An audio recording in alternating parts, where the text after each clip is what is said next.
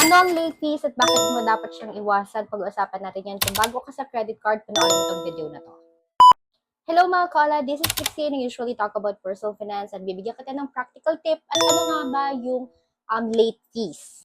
So, ang late fees, ito yung binabayad mo sa iyong bank if ever hindi ka nakabayad ng minimum amount due within the due date. Kaya may tinatawag tayong total amount due at minimum amount due. Yung minimum amount due, dapat ay mas-settle mo siya within the due date. So, may mga instances na hindi ka nakapagbayad ng buo or ng minimum amount due within the due date. That's the time na bibigyan ka nila ng late fees. Magkano ba yung mga late fees? It depends, pero it starts with 500 pesos if you are using Union Bank and BPI din. Mga koola, kung hindi natin kaya magbayad ng total amount due, pwede tayo magbayad ng minimum amount due, but just make sure na within the due date siya para hindi ka na mapatawan pa ng late fees.